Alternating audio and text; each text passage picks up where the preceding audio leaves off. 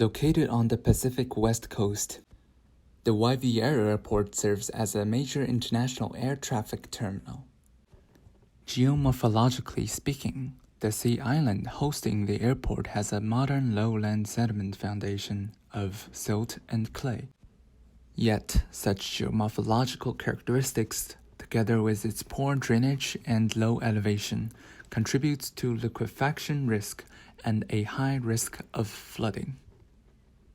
The disaster that happened to Kinsai Airport in recent years has a similar setting. Kinsai Airport is located on a man-made island. Since it opened in 1994, the airport has sunk 38 feet. When the airport was constructed, a 14-meter above sea level elevation was considered adequate. Coupled with the drainage system, engineers believe that the airport can prevent any possible flooding. However, in the summer of 2018, a typhoon flooded the airport. The flood was reported 5 meters high, which broke the highest record in Japan. The main airline transportation location in Japan was closed for 10 days, and normal airport operations were not recovered to their full capacity until 17 days later.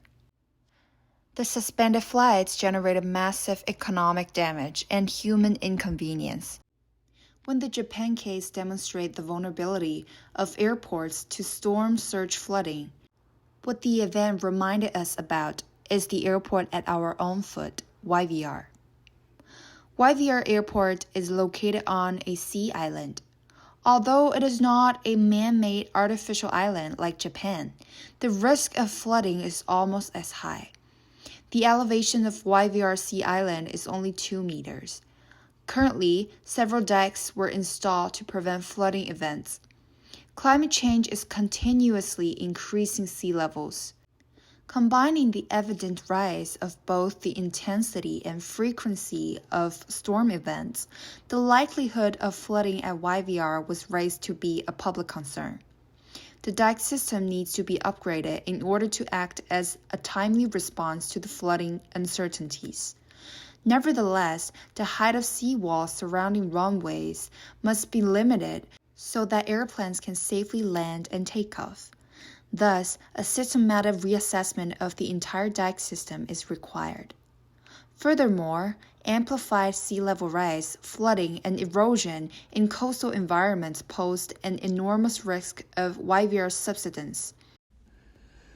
When visiting the location, several characteristics can be identified along the shore of the sea island.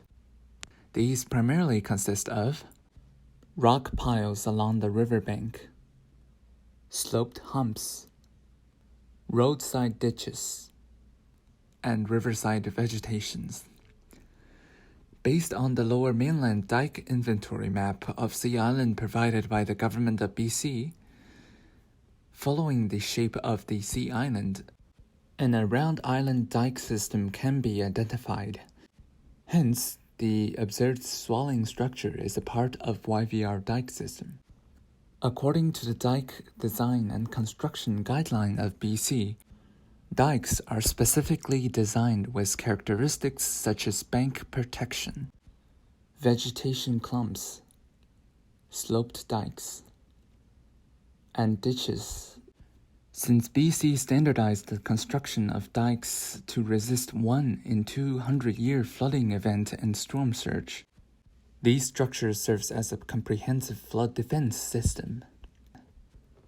As such, the landforms seen around the sea island consist of dike structures aimed to counter water intrusion from extreme weather event, with the implementation of the diking system as an anthropogenic form of flood defense. The flooding risk of YVR Airport can be minimized, while airport operation can proceed as normal. South Terminal is one of the smaller terminals of YVR. It is located on the south side of the main terminal, which is closer to the riverside and more vulnerable during a flood. Although it is a smaller terminal comparing to the main terminal, It is still an important part of YVR, and about 500,000 people travel through the South Terminal each year. In 2019, a heavy rainfall has caused the flooding of the South Terminal of YVR, exposing the gap of disaster prevention in the airport. During the 2019 flood, vehicles in the parking lot were surrounded by a deep pool of water at the South Terminal of Vancouver International Airport. The flooding also interfered with shuttle service between South Terminal and the main terminal. In addition, the water had an impact on airport operations, according to YVR's Twitter feed at that time. At first, there were rumors that the dike system of Sea Island failed and led to the flood, but later YVR attributed this flood to heavy rains rather than a problem with the dike. However, the intense precipitation still resulted in partial flooding of the airport. Considering both the location and the climate of Vancouver, it is likely to get heavy rains again and frequently in the future. The implementation of a water pumping station based on the terrain low ground may be a potential solution to resolve the issue of waterlogging.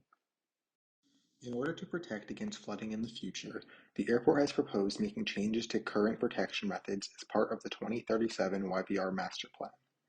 The plan discusses the implementation of a multi-year program to raise dike levels to 4.7 meters to account for future water level rise. The current dike system is 15 kilometers long, and regular maintenance and upgrades will be necessary if it is going to successfully defend Sea Island from rising waters. Also, YVR is looking to develop a climate change adaptation and risk management plan to help them ensure resiliency in their planning, policies, and systems, but nothing is currently in place. The master plan notes that transportation on Sea Island could be affected by flooding events. Roads, ground transportation services, and other infrastructure will be damaged if flooding were to occur. In addition to the dike network, the current drainage system is scheduled to be upgraded as part of the master plan. The future development of the drainage system will be created to protect against the projected 1 in 100-year floods which could occur sometime in the near future. Will these prevention methods be enough? It's hard to say since climate is ever changing. But if the appropriate measures are not taken, then what happened at the Kansai airport could also happen at YVR.